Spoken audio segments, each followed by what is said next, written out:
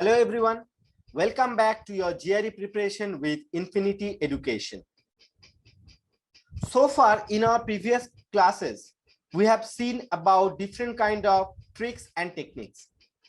But today onwards, from our 8th class, we will learn about different topics. So for today's topic is exponents and roots. So let's see with some of the examples how to deal with the things. So first one I have got as quantitative comparison. So as you can remember, so whenever I'm getting a quant-com question, I will first make my scratch paper, that is writing A, B, C, D. Now, without doing anything, you can eliminate option D. Why? Because you can check in quantity A, there is a constant. And also in quantity B, there is a constant. So whatever the relationship between quantity A and quantity B, that should be fixed. Like sometime quantity A can be greater, or sometime B can be greater, or both of them can be equal as well. But there should be a fixed relation because both of them are constant. So I must eliminate option D. Now let's see how to deal with the things. That is 3 to the power 12 minus 3 to the power 11 by 27 cube. So in the numerator, I can see there is 3 to the power 12 minus 3 to the power 11. So max to max, I can take common 3 to the power 11 from the numerator, and I will be left with 3 to the power 1 and 3 to the power 0. And in the denominator, it was 27. So 27 can be written as 3 cube. So now on the second line, I can write 3 to the power 11 into 3 to the power 1 is 3 and 3 to the power 1 is 0. As we know, anything to the power 0 is 1. And 3 to the power 3 whole cube, that is 3 to the power 9. So on the next line, I can write 3 to the power 11 minus 9 into 2. Why? Because we know if the bases are same and the operator is divisor, I can subtract the power. So 3 to the power 11 by 3 to the power 9 equals to 3 to the power 11 minus 9. And 3 minus 1 is 2. So I'm getting 3 to the power 11 minus 9, that is 3 square into 2. So now it is easy to calculate. 3 square is 9 into 2, that is 18. So taking to the minimum value, I'm getting quantity A as 18 and quantity B was originally given 18. So I'm getting both the things are same. So I must go with option C. So now see with one more example. If A greater than 0, which of the following statement must be true? And indicate all such statement. So as the question is saying, must be true. So you know that is a all that apply question. That means here only one can be the right answer and all of them can be the right answer. So I must check with all the options. And they are saying A is greater than 0. So keeping the condition in mind, I have taken the value for A equals to 4. Now, why I have taken A equals to 4? You can see in the first option, that is under root of A. So if I take any value for A, which is not a perfect square, so I have to work with the irrational number. And I don't want to work with the irrational number. I want always to work with the easy number. So if I take A as 4, so under root of 4 is 2. 2 cube is 8. And A to the power minus 1, that is 4 to the power minus 1 is 1 by 4. Is it true? Obviously not. So I can eliminate. Now if you go for the second option, that is A square. So 4 square, that is 16.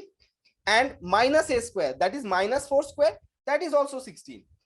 So this one is working, so I can hold on. So the third option, A to the power minus 2, that is 4 to the power minus 2. That is 1 over 16 and A square is 16. So 1 by 16 is lesser than 16. So this one is true also.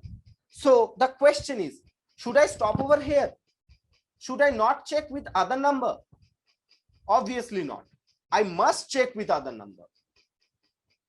because they are saying must be true. So at least I should try with two set of number. So as I have taken an integer value, the next value for the variable, that is a, I have taken a fraction, that is a equals to 1 by 4. Now let's see with 1 by 4 whether option B and C both works or not. So if I take a equals to 1 by 4, a square should be 1 over 16 and minus a square should be 1 over 16. So again this one is working.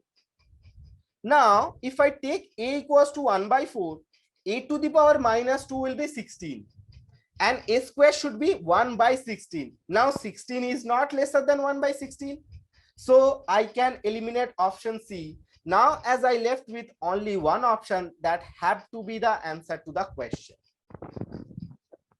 I hope the thing is clear to you with some exponent and with the previous topic, or better to say you just get an idea with the previous topic also, like must be true question or keep plugging in.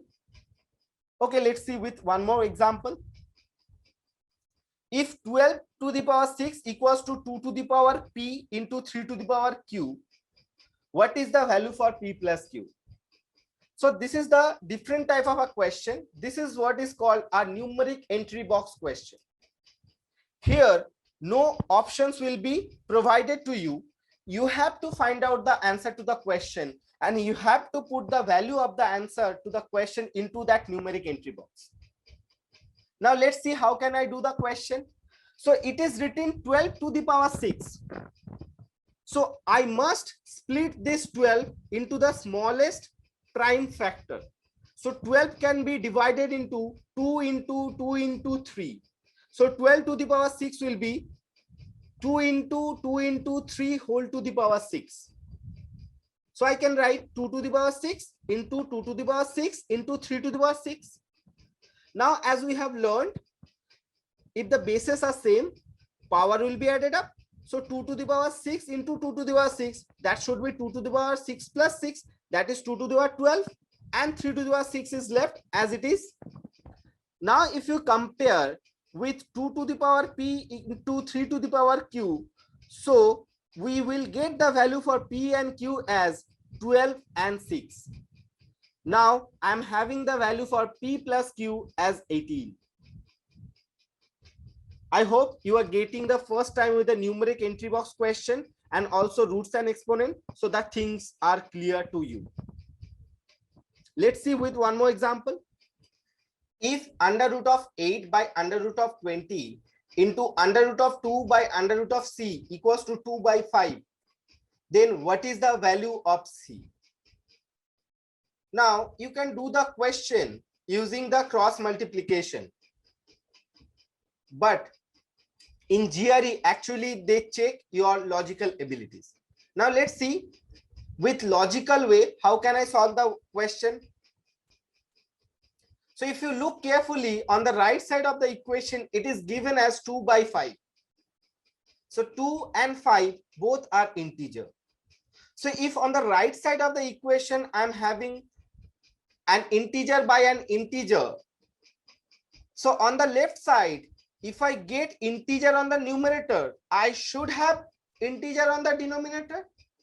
And you can see 8 into 2, that is a perfect square.